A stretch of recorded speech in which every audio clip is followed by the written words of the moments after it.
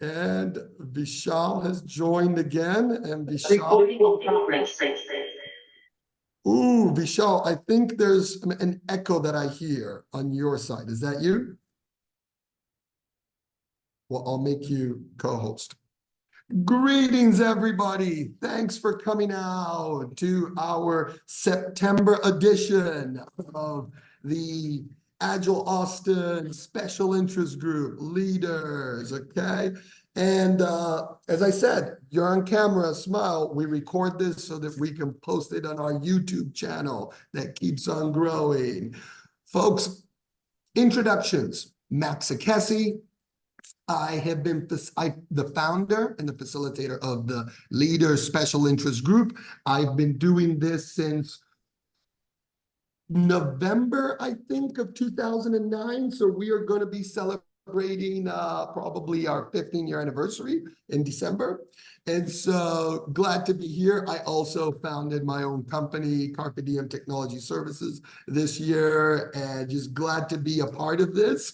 And what we do here is every month, the first Friday of the month, we come together and we talk about leading transformations, which in a span of 15 years, it went from trying to tell people how to do like story pointing, Scrum, to evolve up to now. And we're talking about psychological safety, the flow of work in an organization. Like there's just so many more things that we have to know about in order to lead an agile transformation. It's awesome. And the journey just continues. The board, I saw that Sid joined also. She's the VP. I'm the president. We've got Chase. Hey, Sid. We've got Ben as CTO and Jenny as our treasurer. Awesome group of folks. We are a 501c nonprofit. So, you know, we actually make money, fund things, all the stuff. And we've been around as an organization since 2007. So just a shout out to the awesome board. Folks, don't want to spend that much time. I tell everybody, go to agileaustin.org. Afterwards, I'll be dropping a lot of links after I hand over to Vishal. I'll drop a lot of links in the chat. Just, you know, if you're interested in the membership, it's $35 a year. We've got members from all sorts of places, Brazil, Denmark, Canada, etc. People just get value from the things we do and they want to support us. And that's great. Same thing with sponsorship. We are always happy to have sponsors. Anybody that is interested in supporting the Agile Austin community or joining in, you're always welcome at agileaustin.org. We have an awesome site and all the information is there. Talking about our sponsors, shout out to Platinum sponsor, Agile Velocity, Gold sponsor, Resumex, and Silver sponsor, Meliora Coaching. That is Aaron Randall. And again, I'll be putting a lot of this information in the chat afterwards. Thank you for the co-host for helping me out to admit people and stuff like that as I present. I am super excited that the board took on this initiative this year. We want to give back to our membership. This is great. Do our members need training? They want to get a certification. They want a book. They want whatever it is. We want to really create this sense of professional development and doing this through our development scholarship program. So just another way that as a successful organization that's been around since 2007, we support our community. So excited to always share about this. We actually do about anywhere from 5 to 8 meetups every month. And we even have an in-person one that we've started to do quarterly. But the one thing I tell everybody, just go subscribe. Go to meetup.com/AgileAustin. I'll put the link in the chat afterwards and just subscribe so you get all the alerts of what is going on, the topics and everything.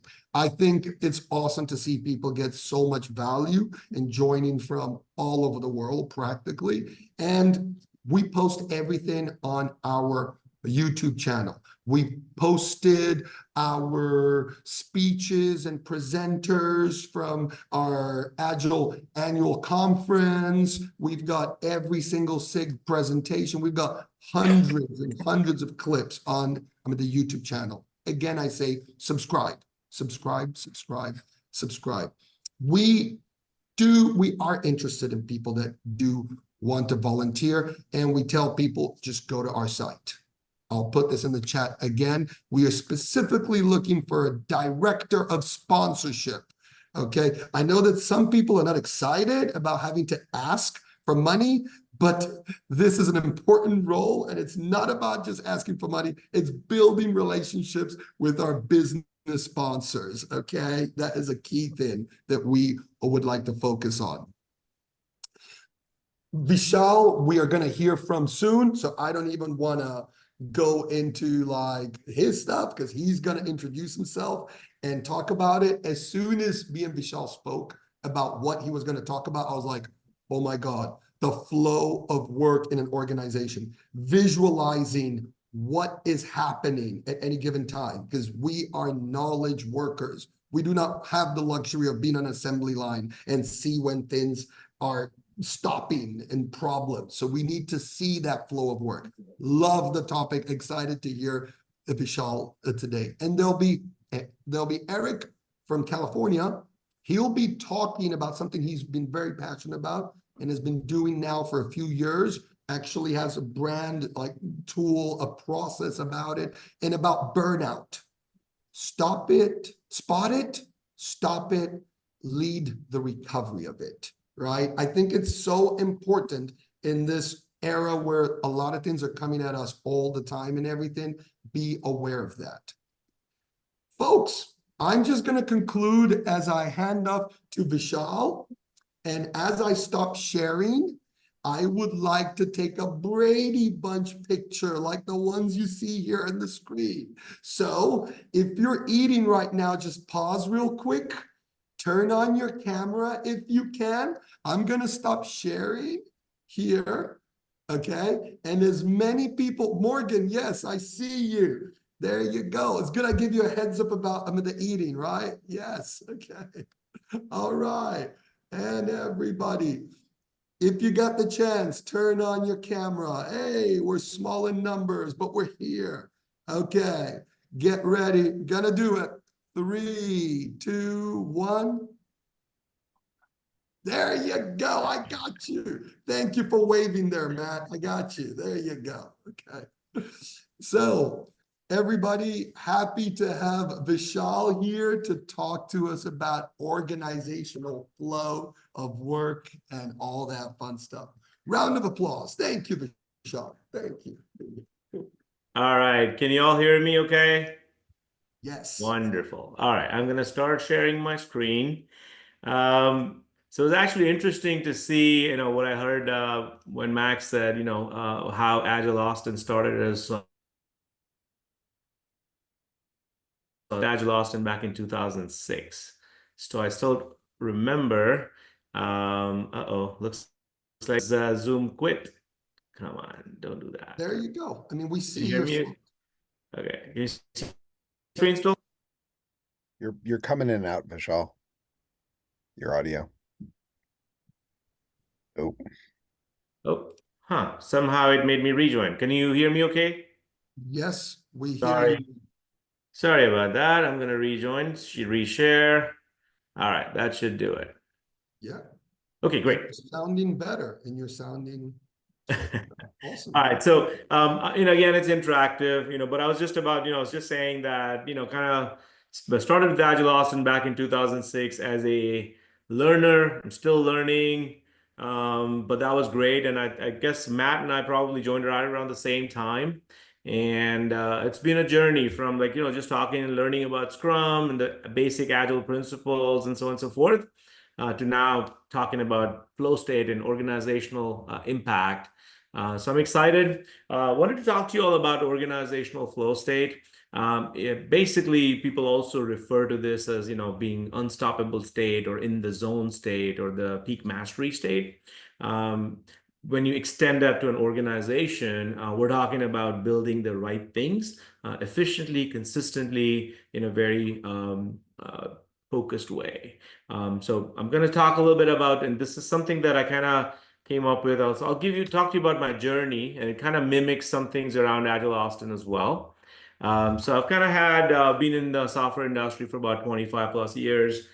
Started as a full stack developer, and then kind of evolved to kind of spend more time on the project and program management side, and eventually looking at the big picture for an organization, how work flows through the system, and what's the best way to optimize.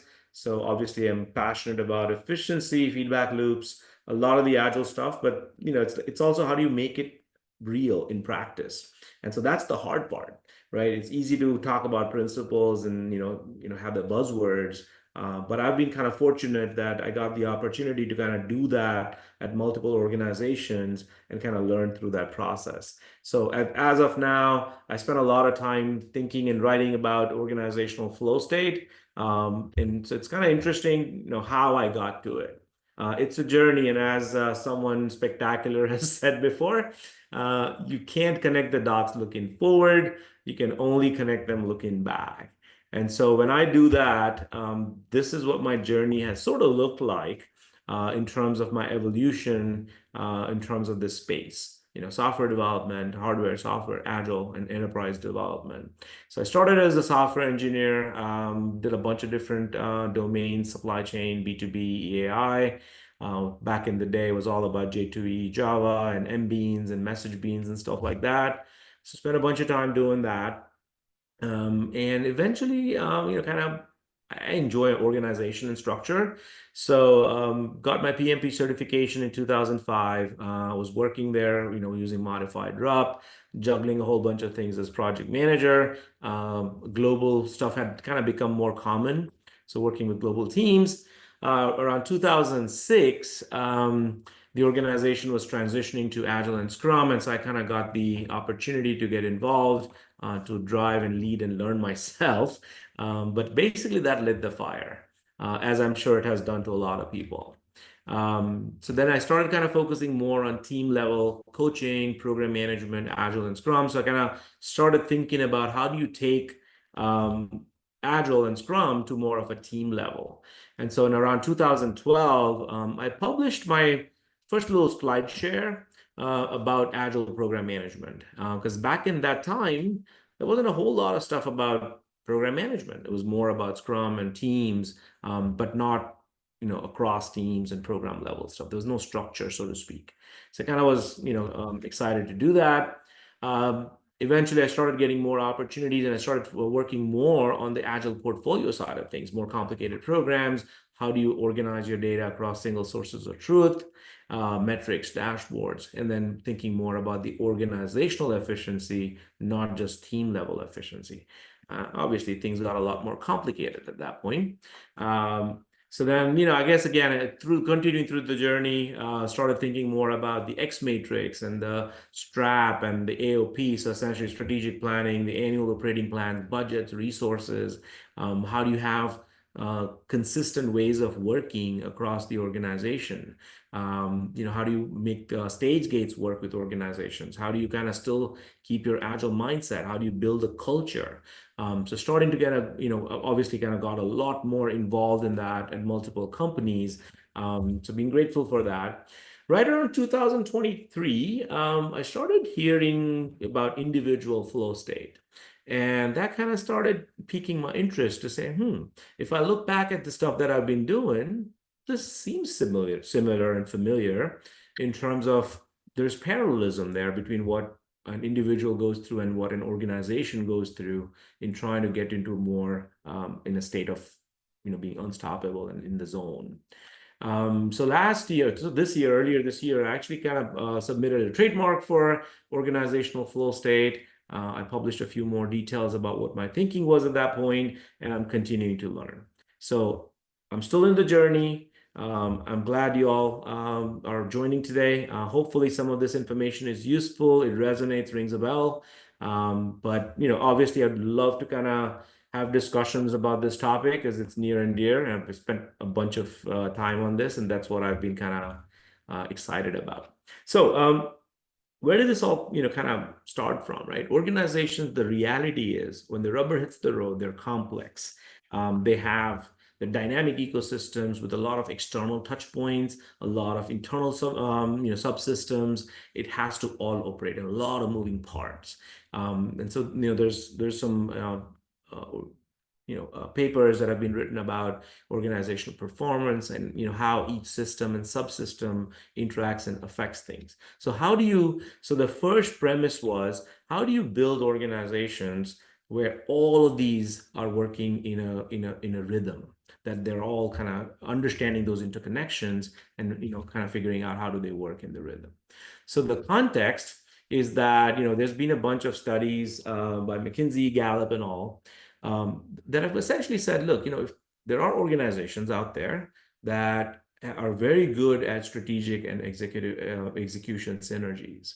So organizations that have been able to do that are able to achieve peak performance. They're able to boost their productivity, innovation, employee engagement by significant amounts, right? Which means there's a lot of other companies that are still leaving all that opportunity on the table. So essentially, the key message from those studies is that the organizational outcomes are intrinsically linked to how effectively they are set up end to end. And that's what ties into this idea of organizational flow state. A lot of us, right, even in my journey, I've focused mainly on teams and, maybe IT departments or development processes. But how do you take that a step further so that now you're making an impact at the organizational enterprise level? I'm going to take a pause real quick. Maybe you all can use the chat as well and, try to be honest. But typically there are these organizational states that are defined in terms of performance, right? Brand new, they get a little bit better. They might start using Agile, and then they get, they use waterfall. They might be low momentum. They get into waterfall. They get into high momentum. They might have some projects that are really like, the top of the line that seem to be just hitting the zone, and so they get into a breakthrough, but it's not consistent. Or they get consistent, but it's not growing. It's not getting better. So mastery state is essentially where organizations are, and this is not I didn't come up with it. I just added the flow state aspect, but the levels of organizations, it's out there. This is a well-known concept. So I think it would be interesting to poll. What do you all think? Just thinking about your own end-to-end organization, right? Do you all feel you're already at that zone? You're kind of, I guess, for lack of a better word, in the zone or kicking ass? Or do you all feel like you kind of go up and down? So real quick, if you don't mind, maybe kind of if you can add something on the chat that talks about where do you think your organization is in this spectrum?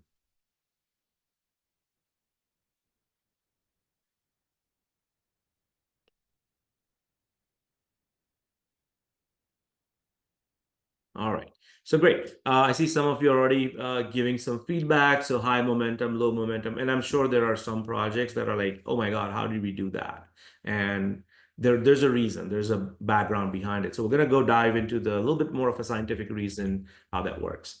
So individual flow state, this is again something that was professed back in 1960s by this individual who was actually a psychologist and an author and a researcher, Mihaly. I'm gonna not pronounce the last name. It's sometimes it's a little hard, but his concept was pretty powerful. What it basically said, or what it put a framework or structure around, is this in the zone. What does it mean for athletes to be in the zone, and how do they achieve that on a consistent basis? Because they have to do that on demand pretty much. So how do you get there? So it's an altered state of consciousness where individual functions, where an individual functions at their peak. And honestly, I'm sure if you look back, you will realize that, you have been in that state yourself. There are times when you just kind of lose track of time and you're just like making so much progress and you feel productive and you feel at a peak. And that's what we want to recreate in an organization. So the organizational flow state idea is that it's a collective state of an organization where it consistently delivers high value outcomes with exceptional quality, engagement, efficiency, and ROI. And it's constantly growing and it keeps getting better. And it's It's not driven by an individual or driven by a group or driven by management. It's just set up in such a way that everything just is moving at a rapid pace and things are just happening because everyone's kind of participating in it. So that's the state that we want to take our organizations to. That's the opportunity we're talking about. So again, going back to the science behind it, from an individual flow state perspective, there are actually inputs and outcomes. So there's literally inputs that say, hey, if you do this, this is what it means you need as an input to get to a flow state. So there was a lot of study around athletes and stuff.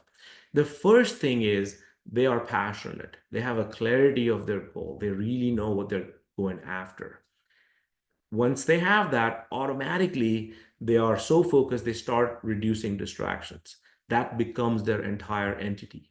And so then now, awareness and actions begin to merge. Everything they do is kind of just tied to that. That single-minded focus essentially means now they kind of start losing track of time. And so that whole idea that, you kind of lose track of time, the perception vanishes. So then you have the, and the key thing here is that you gotta challenge yourself. As an individual, if you're pushing boundaries, you gotta feel pushed, but you also gotta feel that you have the right skill set and you kind of mobilize your skill set to allow you to reach that state. So basically you want a goal or a task that's not too challenging, but it's not easy either. So that is another very important ingredient in getting you to a flow state as an individual. So what tends to happen is, so basically if you kind of boil it down, you have clarity of goals, you have skill sets that you're honing and you're building, and you have very clear focus. So the point is, or the question is, how do we now apply this to an organization? So if you kind of map it to an organizational flow state, again, the clarity is extremely important. End-to-end clarity across the entire organization is a very key ingredient in making sure that your organization is able to achieve these states of mastery and unstoppableness. Again, you want to reduce a lot of the distractions, ensure every individual knows what their goals are and how it affects strategy, and it needs to be important to the strategy and directly aligned with strategy. Very often, everybody's kind of doing their own thing. There's so many silos. There's just so much going on. So it feels like there's activity, but there's not enough progress. Again, the focus, right? So as an organization, one of the key inputs is how do you create a focus? Prioritization is your friend. With prioritization, once you have a clear goal, you got to prioritize your strategic targets and then ensure that it's, the appropriate resources with the right skills are kind of allocated. They're working towards it. They know what they're working towards, what their strategic goals are. So in terms of challenges and skills, again, organization's gonna, and this is something that management and strategy will kind of work through. But the idea is you want to challenge yourself beyond what's your normal, right? You got to push the status quo beyond the boundaries of the status quo. And again, along with that comes with, honing the skills, empowering individuals, through, training, cross-pollination, setting up the structures. Again, goes back to what we talked about, from a context perspective. Organizations that are successfully able to align their strategic outcomes or strategic goals with their execution methodologies or ways of working are very good at this. They're able to achieve a high level of flow. They may not call it flow, but intrinsically, that's what they're kind of achieving. And so, again, what we want to do is similarly recreate purpose, clarity, a challenge, and then also the skills, right? Grow the skills so that it's throughout your organization. Everybody's aligned. Everybody knows what they're up to and why they're doing what they're doing. So these are the inputs. Hey, Vishal. Yeah. Sorry, don't mean to interrupt. I had my hand up. Sorry. I was looking at the other monitor. Sorry. Okay, no. If I may, I wanted to just touch base on the point you said about prioritization. Like that has been such a critical part in like all these large enterprises that I've been at for 20 plus years. It has always been so challenging to have VPs and various people agree on prioritization also, because everybody's fighting for their own agenda, their own portfolio, and all of this. But because so much work like spreads and there all the interdependencies among, different groups and organizations, it is so key to prioritize work at the very top and then somehow cascade those prioritization down through the teams, because there's so much focus at the team level, but teams can self-organize, start doing their sprints. They can get stuff done if work is clearly flowing down and dependency work is done on time and how many times are dependencies the biggest problem that I see all this prioritization. Sorry, as soon as you said it, I got very, No, very I was emotional. gonna say, this is a perfect time maybe to ask everyone, just a quick, if you can kind of do it on your profile. How many of you agree? That's what happens. That is a big, big, big distraction for every team. They're spinning wheels trying to figure out what they're supposed to do or waiting on dependencies, right? I think that same as you, that's what I've recognized is a huge challenge, and the way I kind of simply think about it is, the strategy and the direction and all the priorities need to flow down and the visibility needs to flow up, and decisions are made throughout that spectrum appropriately. That's the simplest way to explain how organizations and projects and programs can get into a flow state. All right. So since I guess I only have another 20 minutes, I'm going to keep. But again, we will pause. Please do not. Sorry, I'll try to make sure I look at my other monitor too. But in terms of outcomes now, right? So we put all those inputs in it. What happens on an individual basis? What kind of outcomes do you see? What happens is, and you probably can relate to it, you start feeling effortlessness. Things are just happening. You're just not even thinking about it, and things are starting to kind of line up, and you're putting together various thoughts and ideas and things that you've learned over the years, right? So things just start happening. You start feeling like you know what you're doing. You kind of start getting into like, hey, I can figure this out. And that's also a sense of control, that you know that you can figure this out. That leads to confidence that, hey, this is great. I'm kind of, I'm going to be able to solve this. Now, the key thing at the individual level, though, is that you're going to feel some of this. It's hard to measure at an individual level or objectively, hey, I'm in flow state, or no, I'm not in flow state. You kind of know, like, in the back of your mind, sort of, but you can't really measure it. So, and the same thing goes with the sense of reward and accomplishment. Some people have actually, based on studies, they've kind of compared it to a feeling of self-actualization, that you are doing exactly what you're meant to be doing. You're on purpose.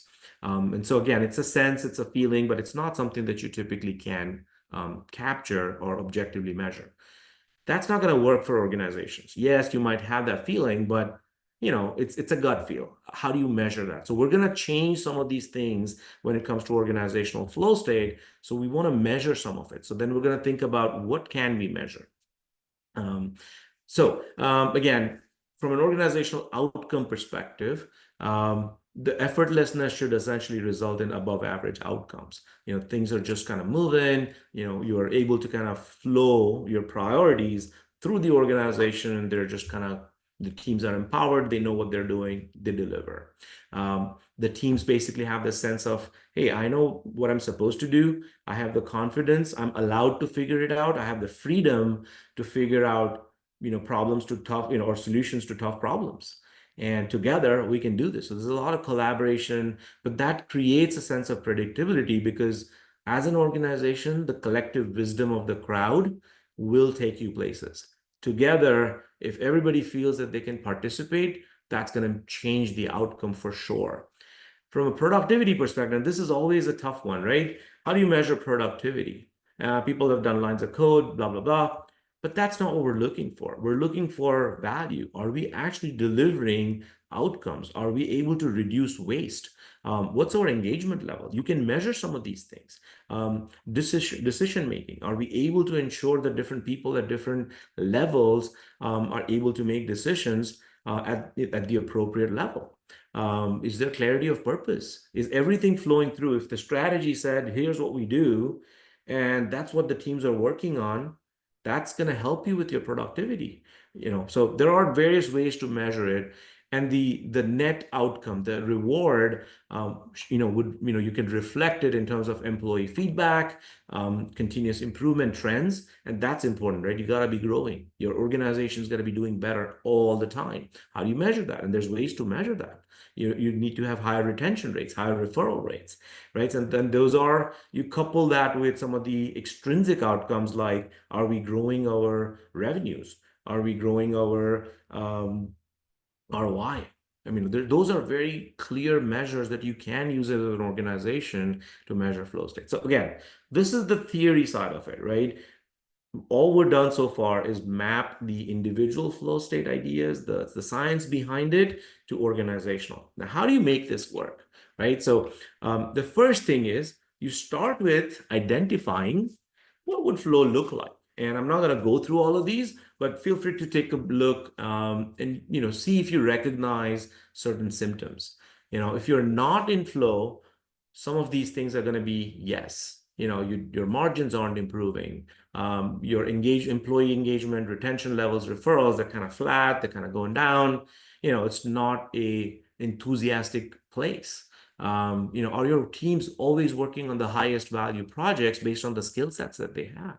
A lot of times you will see that allocations are based on, hey, I have a team that can do data science, and so now I'm stuck with giving them some data science project, even though I don't have anything that ties back to strategy.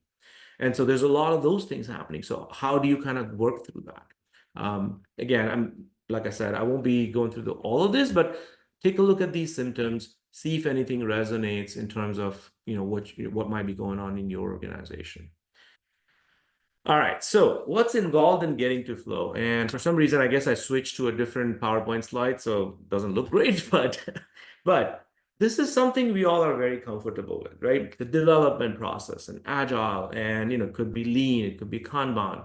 That part, work stream management, most people kind of are pretty good at. How do you build on that so that you get to flow? So you start wanting to build some program and solution management, or end-to-end flow around that. So you want to start bringing in cross SDLC integration. Now that means you might have waterfall in some areas. You might actually have vendors that are waterfall, and you still need to kind of somehow incorporate that. So you kind of start thinking about the end-to-end of the entire supply, or your supply chain, so to speak, even if it's software. But that's the idea. You start bringing things together. Then you start thinking about the outbound side of things. So you kind of talked about the inbound side, how you kind of create programs and processes around that, structure around that.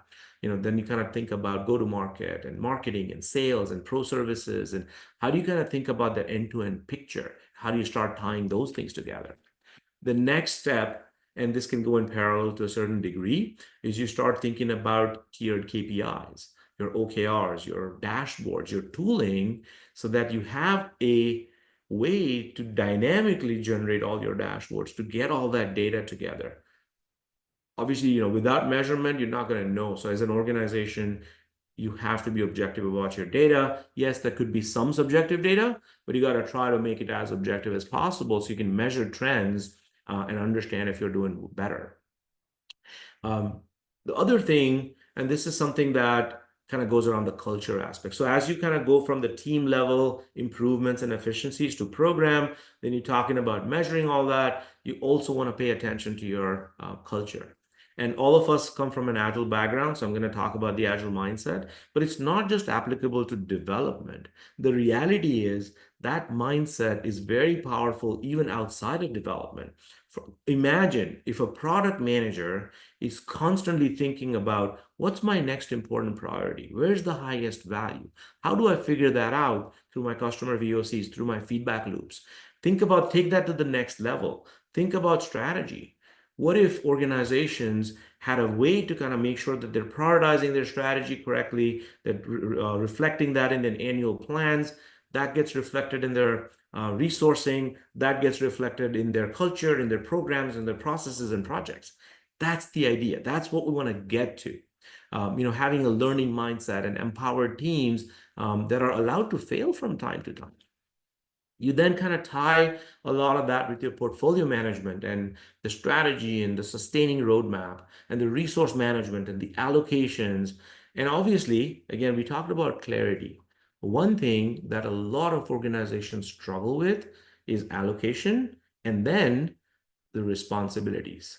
What does it mean if I am 60% on this project?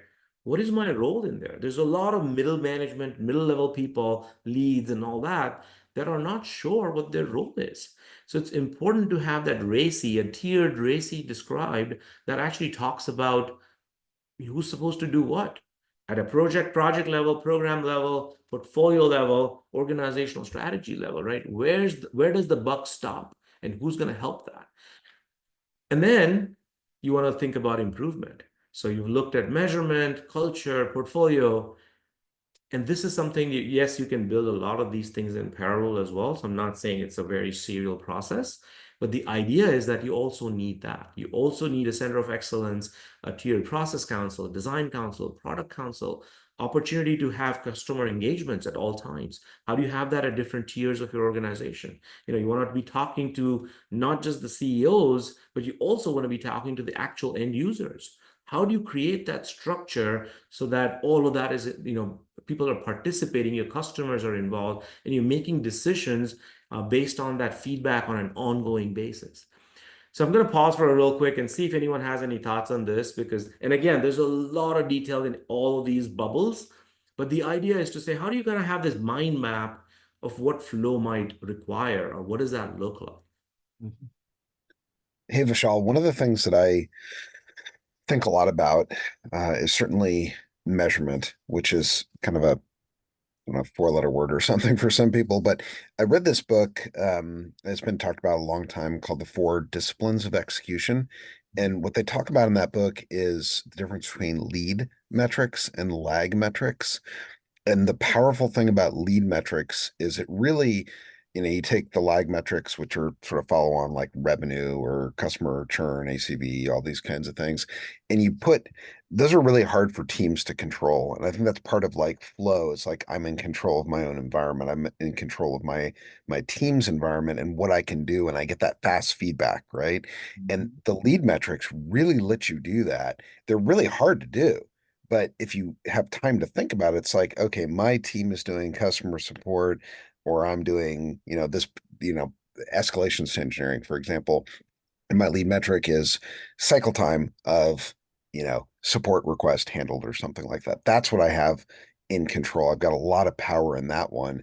And then you can sort of like, now I can make dials. I can add people, take people away, focus people, make a balance between firefighting and actually improving things in the product to make it go away. And I can see these things go down. And I think that's that kind of flow that really takes an area, which is kind of like, here are your goals and go make revenue. And people are just saying, what do I do? How do I even do this? And it's like, yes, the hard work is converting those lag metrics to lead metrics.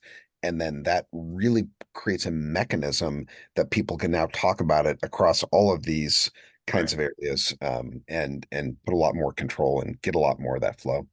And just a quick sidebar on that, but the lag metrics, if you ask me, a lot of organizations, and especially on the product marketing sales side, it's easy to hide behind. Because to Yeah. say, I'm going to have this feature, I don't know what that means, right? I'm just going to throw a number. And the problem is we never, actually correlate back to say, did we actually, we spent all this money on all these features.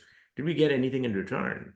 And that's a big, it's hard, I get it, but it's also a big gap that allows a lot of potentially, less than valuable decisions to be made. And so unless you have those trend lines, unless you start thinking about and capturing that, and there are simple ways and there are harder ways, right? There are simple ways like, hey, is our gross margin improving? So if you're thinking at an organizational level, you could look at simple stuff like that. If you're saying that we're going to becoming more efficient, then your margin should be getting better, right? What's going on? Where's your spend increasing if that's not what's happening? So then there are ways to kind of capture some of that and but this is great. No, I appreciate that. Good. And of course, we could have a whole session on metrics and measurement, but I love what you folks are talking about, because how many times have I experienced in my Agile journey? Look at our burn down. Look at our story point. Look at all these. And we have so many metrics in this process frameworks that really are not connected to value. Exactly. but they're all over the place. And teams get actually evaluated according to the metrics and Yeah. everything. And then we go into crazy things like how many code check-ins and stuff. I love the fact that, you know, as part of flow, you have to measure, you know, the value that the team is delivering or something like that, the lag and the lead, the stuff. Thank Yeah. you. Absolutely. And I think it's important to have that tiered mindset because yeah, execution happens at at a different tier, and strategy happens at a whole different tier, and you got to measure them differently. But they have to have a alignment because, execution should follow strategy and strategy should dictate execution. So, all right. So as as leaders, right? So because this is a leaders special interest group, I wanted to at least talk a little bit about it is a journey, but executive sponsorship and leadership and commitment is non-negotiable.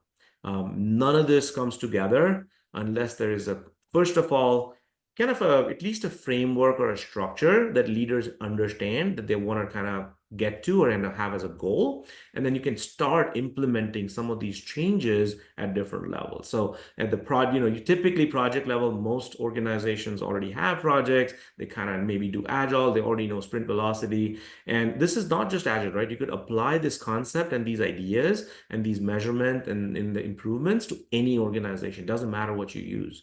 If you looked at the previous picture, development process was only like, one of the many aspects. And so there's the way of working and execution. There's tools, there's various metrics you can measure pretty well, pretty mature, I suppose, at this point. At the program level, again, you kind of start with, so, generally speaking, what I kind of have seen and what I recommend is you start at the team level early in the mid, so in your process, right? Let's say you're trying to get to flow. In the journey, initially you start with the teams, then the projects, then you kind of include the programs. You start adding portfolio and the organizational structures, because sometimes, right, it is important. You may really want to think about, is my organizational structure set up for success? For example, like I mentioned, can you flex? Because every year, here's the fun part. Every year, your AOP changes, your targets for the year change, but your skill sets within the organization are still the same. How do you mold the organization to a changing requirement when it comes to skill set, or changing needs or demands when it comes to skill set? Typically, like I mentioned the previous scenario, what ends up happening is, teams end up doing what they know, and the organization, on the other hand, has to make the compromise that, oh, certain things can't be done or we have to hire more people. There's that, how many AOPs have you been a part of where the organizations and the mid-management has come back and said, I don't need any more people? How many times have you seen that? Never. Because it's all about, oh, I don't have the skills, let me go hire them. You want me to do ABC? I only have skills for A and B. Let's hire the people with C. And now over time, all you're doing is making a larger organization that doesn't have the skill sets. So you either need to be retraining all the time, or you need to be able to figure out a flex where you have, 80% are your full-time with all the core skill sets, 20% are potentially contractors, where you bring in people with the right skill set that you need for that annual plan. How many times have you had that conversation? How many times are organizations willing to have that conversation? It's not easy. But if you want to get to a state where the organization's always humming and delivering, to capabilities and improving its capabilities, you got to think about those things. So restructuring is not a bad thing if the strategy is shifting or changing, or the skill sets required are different. Anyway, obviously strategy and the individual growth should be happening throughout. And there's ways to track it. So again, I won't go into the metrics right now, but the idea is that all of it can be tracked. Even if you start with literally what's on this table here, you will start seeing the trends, you will start making a change, and you will start seeing a difference in your organization. So it's not hard. Yes, it takes a lot of commitment. It takes focus. It will need a lot of buy-in. It will need a lot of various stakeholders to be kind of brought on board, but it is possible. And when you start small if you can, and you keep building through it. So I think without leadership commitment, because leadership does set the culture, does set the tone, and that's what people are going to respond to. So generally speaking, right, the don't boil the ocean. It does take time. It's going to take patience. But you basically want to, kind of have a quick jump start. There's some quick starter metrics that I'm happy to kind of discuss and kind of share. But there's ways to kind of get started quickly, build some alignment, get some baseline data, even with what you have today. Don't change anything. Just change with, start measuring what you have. Baseline those dashboards, figure out a way to dynamically generate those. Make sure the data is reliable. I don't know how many times I've come across this, but I've had senior VPs talk to me. He's like, honestly, Vishal, I see all these dashboards. I have no idea what's real though. People cook it up, right? I mean, people don't want to show me red, so then they'll say yellow and blah, blah, blah. We're going to figure it out, or they might even show it green.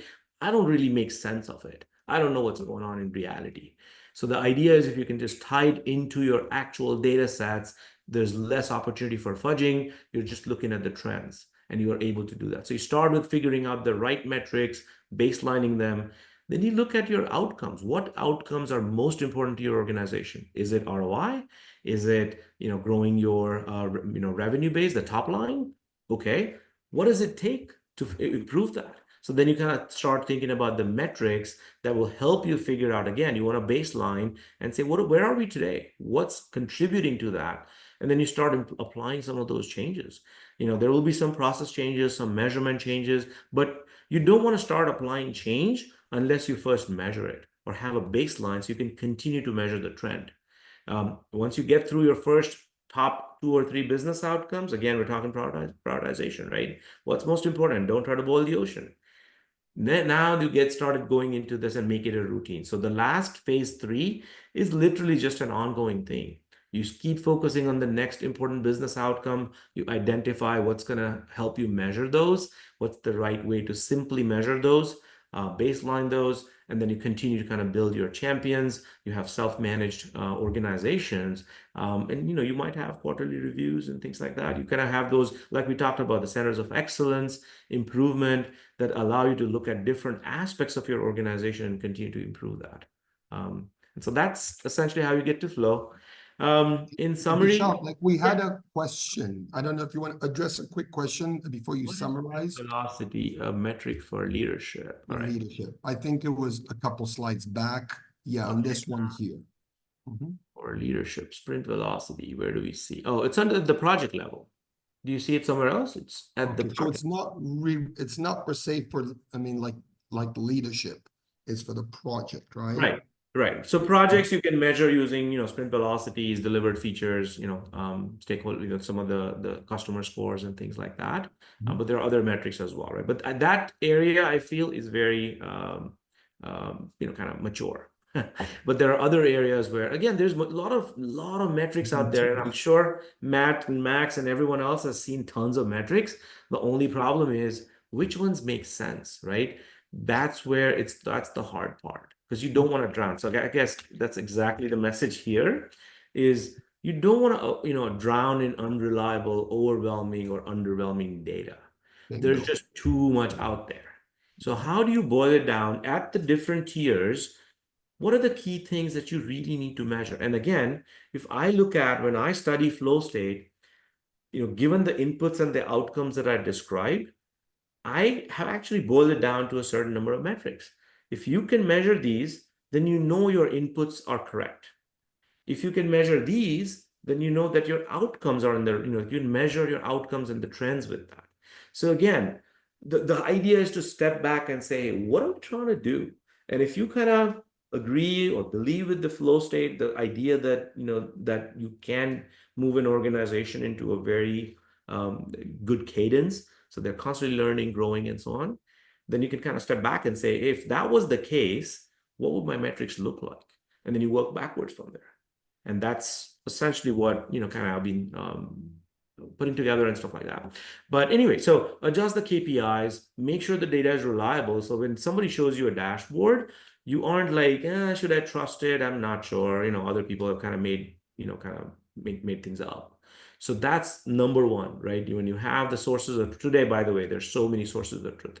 If you look especially at an organizational level, you're going to have Rally and Clarity and 100 different projects and products that people use to figure out how do you combine all that. There's ways to do it, but if you don't know what you want to combine, you're not going to take that first step. And so, is there a limited set of KPIs and metrics that you can kind of start and identify and start building those, and then you make those connections and you make sure that the data is flowing, it's reliable, correct, and so on and so forth.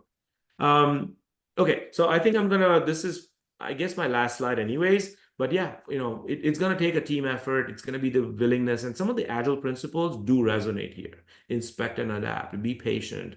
The only one thing I'll change, instead of expecting change, I would say as leaders, you got to drive change. You got to build responsiveness into the DNA, and that applies to product, strategy, process, but it doesn't mean it's chaotic. It doesn't have to be chaotic. If you put the right harnesses in place and the right guardrails in place, you can do it without being chaotic. Mhm. I have a couple questions I've seen. So let me. Yeah, I mean, like, as you take a look at the questions, I think that key part about the change, right? Because this really ties into leading transformation is not only you yourself as a leader be a change kind of agent, but also create that environment, the psychologically safe environment, or whatever you want to call it, that empowers people to think about things in regards to, hey, like, I am encouraged to change, right? It's very interesting, very quickly. It ties to something I'm doing right now at my client. As I put together a lot of portfolio stuff and everything, I've created a section for, like, innovation, so that people know, oh, if I want to do a proof of concept, or if I want to do this, like, there's actually something on the roadmap that is dedicated for that, right? So then it encourages people to come up with, like, I want to try out this, I want to try out Gen AI in this area and everything. And so you really push the mentality of change in a very solid structural way. Sorry, And your yeah, question. no, that's awesome. Cool. So Sherry had a question about, how do you measure certain things if you want to, think about flow state. So, some of the metrics on the left essentially help you tell you, are your inputs correct? Are you getting the right inputs in place? Again, it takes time to kind of build these, accumulate these, and, measure the trends. But the idea is to look at how are we aligning the inputs? And then on the outcome side, you will see the ones on the right, sorry. You should start seeing better cycle time, margin growth, customer scores, retention. If you see these, you will start realizing that your organization is actually getting better. So, and these are all objective. Except for the customer NPS score, which I guess is a little subjective. Most of these are something you can measure objectively. And so that's the idea is, right, there are change requests. Guess how many change requests happen in any project throughout its life cycle, even if it's a 3-month project.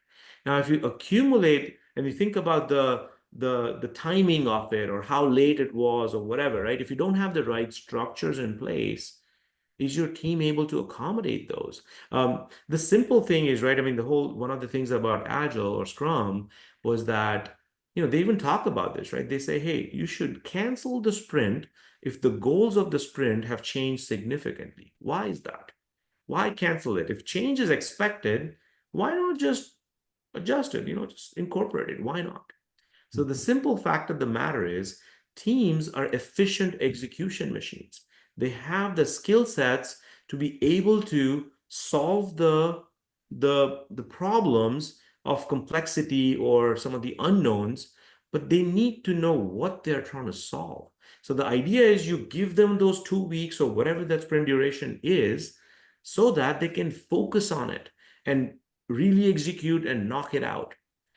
That's the reason why when you say, we should cancel the sprint if something significantly changed, that's why there's an underlying reason, there's a subtle reason, because now you've disrupted their focus. So might as well just start over.